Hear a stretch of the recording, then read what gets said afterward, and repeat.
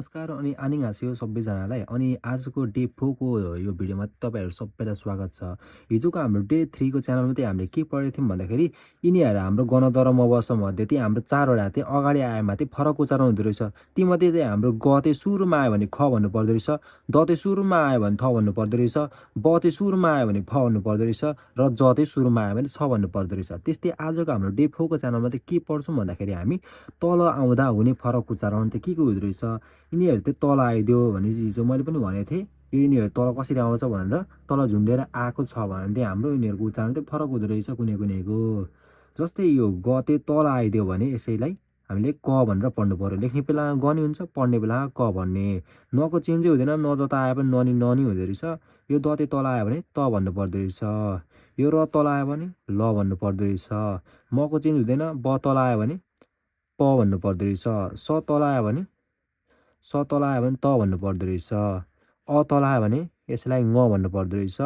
जको त अनि छको पनि त, यो खको तल आयो भने क, त्यस्तै थलाई त, फलाई प र हलाई चाहिँ साइलेन्ट भनेको ह तल आएको छ भने हलाई पढ्नै परेन। अनि त्यस्तै हाम्रो यो चाहिँ कहिलेकाहीँ हाम्रो स पनि हुन्छ, कहिलेकाहीँ त पनि हुन्छ। होइन, धेरै जस्तो त देख्न सक्नुहुन्छ, तर कहिलेकाहीँ हाम्रो टेन्ससँग जोडिएपछि चाहिँ हाम्रो सलाई नै यो स भन्नु पर्दो रहेछ। दुइटै भनेर पढिराख्दा पनि हुन्छ है। हाम्रो त्यो अब यिनीहरूलाई मैले समरीमा लेखेँ, अब यिनीहरूकै इक्जाम्पलसहित लेखौँ है कस्तो हुँदो रहेछ भनेर। अब हाम्रो सुरुमा लेखौँ हाम्रो यो ग यो ग हो, तल आयो भने हाम्रो क भन्नु पर्दो रहेछ। त्यस्तै अर्को पनि हुन्छ हाम्रो यो ख हो, तर यही कुरा तल आयो भने यसलाई पनि क नै भन्नु पर्दो रहेछ होइन त। अब यिनीहरूको इक्जाम्पल चाहिँ कस्तो हुन्छ भन्दाखेरि चाहिँ जस्तै हामीले यहाँनिर यसरी लेखेँ भने यसलाई कसरी पढ्नु पऱ्यो, छ त छ नि भइहाल्यो, हाम्रो चेन्जै छैन हिजोको होइन। छको छ, छमा ए छे। यो ग हो, तर तल आयो भने यसरी तल आइदिरहेछ। यो यसरी अगाडि माथि आएको थियो भने छुट्टै हुन्थ्यो, तर तल आएको केसमा चाहिँ हाम्रो गलाई के भन्नुपर्छ, क भन्ने। तल आएको सबै कन्सोनेन्टलाई हामीले के भन्नुपर्छ, आदि उच्चारण। छेक भनेको किताब, बुक्स, बुक किताब भइहाल्यो। तल आएको कन्सोनेन्टलाई चाहिँ हाम्रो यो ग अपूर्ण छ भनेर यसलाई पूर्ण बनाउनको लागि तल यसरी लेखिराख्नु पर्दैन है। यसरी तल यसरी लेखिराख्नु पर्दैन। तल आएको कन्सोनेन्टलाई चाहिँ हामीले मात्र भवेल दियो हाम्रो कन्सोनेन्ट मात्र राख्दा पनि हुन्छ। तर यसरी बिचतिर आएको थियो, यसरी ग माथि नै लेख्नु परेको थियो भने ग यसरी हुँदैन थियो, गमा अ ग अनि मात्र हुन्थ्यो। तल लेख्नु परेको केसमा चाहिँ हाम्रो कुनै पनि भवेल जोडिराख्नु पर्दैन, आवश्यक छैन है त। त्यस्तै छेक भइहाल्यो। अर्को हुन्छ अब हिजोको नि रुल्स आउँछ डे 3 को। अनि यहाँ यो ग तल अगाडि आयो भने के हुन्छ, यसको अगाडि कुनै पनि छैन, यो अगाडि आयो भने गलाई के भन्ने, ख भन्ने। हिजो पढेको थियौँ, यहाँ पनि लेखेको छु मैले ख भनेर, देखिँदैन होला है। यहाँ पनि ख छ, यसलाई खमा आ खा। यो ग हो, तल आएको केसमा क भन्ने। आदि क तल आउने बित्तिकै आदि क, खाक भनेको चाहिँ प्रत्येक भन्ने भइहाल्यो है त। अर्को हुन्छ यसलाई पढ्दाखेरि अलिकति लामो आयो तर सजिलो छ है। ममा आ मा, जमा इ जी। यो पढ्ने तरिका नि कस्तो थाहा छ, यिनीहरू मैले सुरुमा त भन्न। यो छ पढेपछि एकैचोटि तलको पढ्ने होइन, सुरुमा यो लाइन अगाडि सर र यसरी पढ्ने, अनि त्यसको तल कुनै आएको छ भने त्यो पढ्दै जाने हो। यो सक्ने अनि तलको पढ्ने, यो माथिको सक्ने तलको पढ्ने। जहिले पनि कन्सोनेन्ट चाहिँ भवेलसँग जोडिँदै आएको हुन्छ है, त्यतिखेर चाहिँ एउटा एउटा पढ्दै जाने के। यसमा पनि ममा आमा कन्सोनेन्ट र भवेल एकचोटिमा पढ्ने यति, त्यसपछि यो कन्सोनेन्ट र भवेल एकचोटिमा पढ्ने, कन्सोनेन्ट र भवेल एकचोटिमा पढ्ने, अनि लास्टमा केही कुरा झुन्डेको छ भने त्यसलाई पनि पढ्ने। यो त्यो सुरुमै आएको थियो भने ममा आमा अनि तलको क पढिहाल्नु पर्थ्यो, तर लास्टमा छ त्यसैले लास्टमा पढियो है त। लहरै पढ्दै जाने क्या। ममा आमा, जमा इ जी, ममा आमा। अब यहाँ के छ, तल ग आएको छ भनेपछि गलाई के भन्ने, क भन्ने। तल आउने कन्सोनेन्ट सबैलाई आदि मात्र पढ्ने, माझी माक नभनेर माझी माक भन्ने भनेको चाहिँ अन्त्यमा, एट द एन्ड भन्छ नि, त्यो भइहाल्यो। अर्को यसको हेर्ने भयो भने तपाईँहरू भिडियो पज गरेर आफै प्र्याक्टिस पनि गर्न सक्नुहुन्छ है। यो ब सुरुमा आयो भने हाम्रो हिजो पनि पढेको थियौँ, ब सुरुमा आयो भने फ हुन्छ, फमा उ फु। फमा उ फु असँग भवेल कुनै पनि भवेल आयो भने डाइरेक्ट हाम्रो अ नहेरिकन भवेल मात्र हेर्दा पनि हुन्छ भनेको थिएँ मैले। त्यसैले यो मात्र भनेको अ हो। तपाईँले अमा अ नै हुने हो। त्यसैले मात्र भवेल मात्र हेर्दा पनि हुन्छ। यो के हो? यो ख हो। तर तल आएको केसमा के हुन्छ? क भन्नु पर्यो। तल आउने बित्तिकै सबै कन्सोनेन्टलाई के भन्ने? आदि मात्र पढ्ने। फुअक नभनेर फुअक भन्ने। त्यो भनेको चाहिँ किचन, भान्साकोठा जे भन्ने पनि भइहाल्यो है त। अर्को हेरौँ अब। यो न यो अको हेरौँ। यो चाहिँ हाम्रो के थियो? हिजोसम्म अ भनेर पढेको। अब आज आएर यही कुरा के भयो? ङ भयो है त। जस्तो यसलाई पढ्नु पर्यो। असँग भवेल आउने बित्तिकै हाम्रो भवेल मात्र हेर्दा पनि भइहाल्छ। यो भनेको आ हो। फाँचीमा न आयो तल झुन्डेर भनेपछि नको नने यो चेन्जै छैन। तर तल आउने बित्तिकै आदि नलेख्ने भनेको छौँ। नमा य न्य। यो अ हो। तर तल आयो भने के भन्ने? तल आएको छ त्यसले ङ भन्ने। तल आउने सबै कन्सोनेन्टलाई आदि मात्र पढ्ने। आन्यङ भनेको चाहिँ हाई भयो। यो त्यो के हुन्छ? सामान्य आधारमा हुन्छ नि। सामान्य आधारमा जस्तो साथीभाइहरूलाई भाइ बहिनीहरूलाई चाहिँ हाई भनेर बोलाउनु पर्यो भने आन्याङ हुन्छ। त्यस्तै हाम्रो ठुलाबडा मान्छेलाई बोलाउँदाखेरि नमस्कार भन्दाखेरि आन्याङहासियो हुन्छ। अझै ठुलो पुरै आदरै गर्नुपर्ने, रेस्पेक्टै गर्नुपर्ने, धेरै पदले पनि उच्च भएको मान्छेलाई चाहिँ आन्याङहासिम्निका भनेर पढ्छौँ। त्यो पछि लेखिहाल्छौँ हामी। त्यस्तै हाम्रो अरू के छ त भन्दाखेरि यो रहेछ ल। यो र हो। तर तल आउँदाखेरि यही कुरालाई ल भन्नु पर्दो रहेछ। जस्तै यसलाई पढ्नु पर्यो। असँग भवेल आयो डाइरेक्ट भवेल मात्र हेर्दा भने यो भने इ हो है।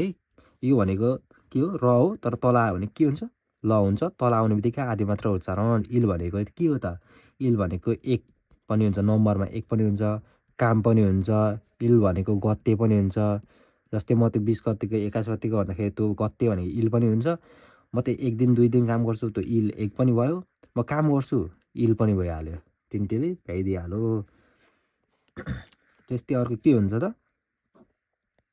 यो आफै प्र्याक्टिस गर्न सकिहाल्नुहुन्छ। ममा इ मी। यो र तल आयो ल हुन्छ। तल आएको कन्सोनेन्ट सबैलाई आदि मात्र उच्चारण गर्ने। यसलाई मिलाउन भनेर मिल भन्ने। मिल भनेको गहुँ, खाने गहुँ भइहाल्यो। अर्को पनि हेरौँ। यसलाई पढ्दाखेरि समा इ सी, फाचिमको र भनेको यसलाई के पढ्ने? ल पढ्ने। तल आएकोलाई आदि मात्र उच्चारण गर्ने। सिल भनेको धागो। यसलाई इल, मिल, सिल भन्यो भने त बिग्रियो। यसलाई तल आएकोलाई आदि मात्र पढ्ने। त्यसले इल, मिल, सिल हो। अर्को भन्दाखेरि यसलाई पनि प्र्याक्टिस गर्दा भयो है। दसुरोमा आयो भने हाम्रो थ हुन्छ भनेको थियौँ हिजो हामीले। थमा आ था। यो र तल आयो भने ल हुन्छ, आदि ल। अनि दमा आ दा।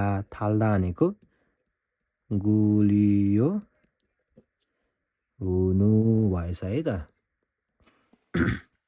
अब यो उच्चारण भने चाहिँ हाम्रो कसरी यो 10 थ भयो भनेर त्यो पढ्नको लागि चाहिँ जान्नको लागि चाहिँ हाम्रो डे 3 को भिडियो हेर्न सक्नुहुन्छ तपाईँहरूले है। त्यस्तै अरू के हुन्छ त भन्दाखेरि यो ब को पनि हेरौँ। यो ब र एकैचोटि गरिदिउँ है त। यो ब र फ चाहिँ हाम्रो तल आयो भने दुईटालाई के भन्नुपर्छ? प भन्नुपर्दो रहेछ। जस्तै यसैको एउटा इक्जाम्पल यहाँनिर लेखौँ। अर्को यहाँ लेखौँ है त। यो भने असँग डाइरेक्ट भवेल आयो भने अको हाम्रो के लेख्ने? मात्र इ मात्र हेर्दा भएन। यो भने इ हो। यो ब हो। तर तल आयो भने के हुन्छ? प भन्नु पर्यो। तल आएकोलाई आदि मात्र उच्चारण। त्यसले खुट्टा तान्दे। बिचमा थियो भने आदि प यसरी लेख्नु पर्थ्यो होइन त। यो इब भनेको त के हो त? इब भनेको त यो भनेको मुख भयो। यहाँ पनि अब असँग इ भइहाल्यो। यो फ भनेको तल जाँदा प हुन्छ। त्यसैले प लेख्यो। तल आएकोलाई सधैँ आदिको उच्चारण गर्ने। यो पनि इब भयो। यो इब भनेको चाहिँ पात भयो। रुखको पात यो भयो। खाने मुख यो भयो है त। दुइटैलाई पढ्दाखेरि चाहिँ इपी भन्दो रहेछ। लेख्ने बेलामा चाहिँ यो बबाट प हुँदो रहेछ, यो फबाट प हुँदो रहेछ। त्यति चाहिँ ध्यान दिनु पर्यो होइन। जस्तै म खाना मुखबाट खान्छु भन्दाखेरि त अब इब भनेको कुन इब हुन्छ? अगाडि पछाडिको हाम्रो वर्डहरू मिनिङ हेरेर पनि थाहा पाइहाल्छ। मुख भन्न खोजेको हो कि पातबाट खान्छु भनेको हो होइन त। त्यही हो। अर्को हको हेरिदिइहालौँ। देखिँदैछ होला भिडियो त है। यो ह हो। तर तल आएको केसमा त के हुन्छ भने चाहिँ साइलेन्ट हुन्छ अरे। भन्नुको मतलब यसरी यसरी आयो। यो ज सुरुमा आयो छमा ओ छो। ह तल आयो पढ्नुपर्छ? पर्दैन। यो असँग आ डाइरेक्ट आ मात्र हेर्दा भइहाल्यो। असँग फेरि भवेल आयो भने डाइरेक्ट भवेल मात्र हेर्दा भइहाल्यो। यो भने यो हो। छो आयो भनेको त के त? मनपर्छ भन्ने पनि हुन्छ, राम्रो छ भन्ने पनि हुन्छ, ठिक छ भन्ने पनि हुन्छ, जे भने पनि भइहाल्यो। खाना कस्तो छ? छो आयो होइन। हालखबर कस्तो छ? छो आयो ठिक छ। लुगा कस्तो हुनु पर्यो? राम्रो छ भन्दाखेरि छो आयो भनिदिइहाल्ने। तपाईँ रेस्टुरेन्टमा खाना कस्तो लाग्यो भनेर सोद्धाखेरि पनि उनीहरूले के छ? छो आयो नि मासिस छ छो आयो भन्छ। त्यस्तै भइहाल्यो। अर्को हेर्दाखेरि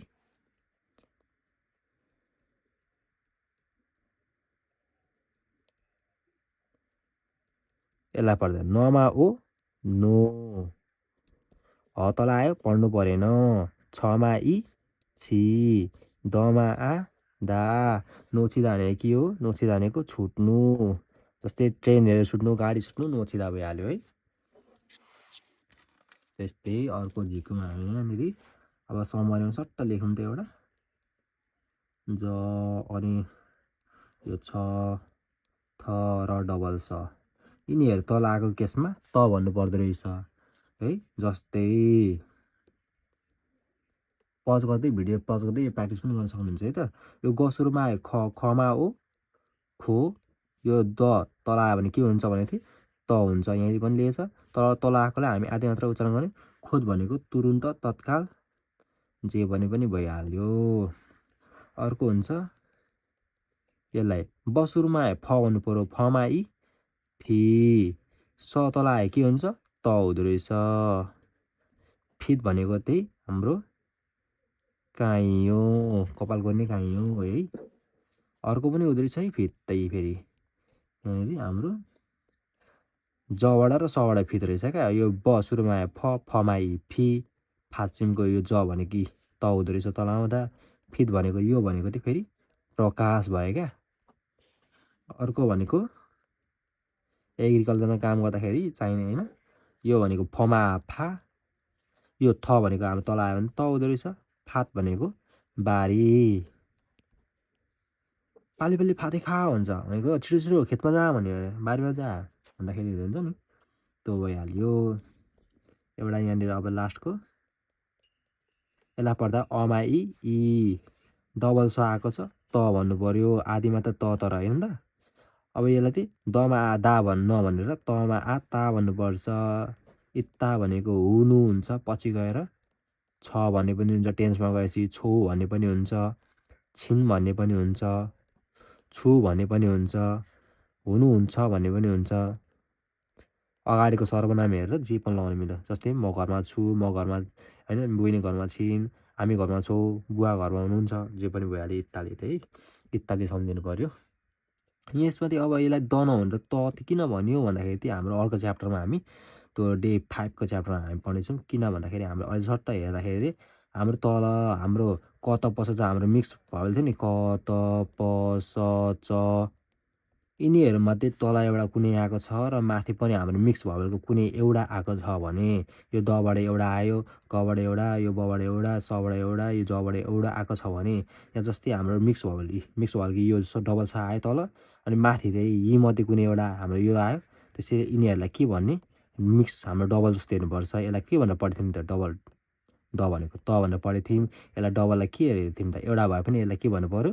त्यतिखेर क भन्नु पर्थ्यो। यसलाई एउटा भए पनि प भन्नु पर्थ्यो। यसलाई एउटा भए पनि स त के भन्ने हुन्छ नि त्यही भन्नु पर्थ्यो। र त अब आजको भिडियोमा हामी यति नै गरौँ। अनि भोलिको हाम्रो डे 5 को भिडियोमा चाहिँ हामी के पढ्छौँ भन्दाखेरि फात्सिङको नियम पढ्छौँ। जस्तै तल एउटा आएको छ, माथि एउटा आएको छ भने दुइटा चेन्ज हुने हुन्छ। त्यसरी चेन्ज हुन्छ क्या फात्सिङको नियममाथि। यहाँ तल एउटा जुनसुकै कन्सोनेन्ट आओस्, यहाँ एउटा जुनसुकै आओस्, यहाँ जुनसुकै कन्सोनेन्ट आओस्, हाम्रो फात्सिङको नियम चाहिँ जहिले पनि सुरुको तलबाट र सेकेन्डको माथि यसरी हुन्छ। यसरी कहिले पनि हुँदैन क्या।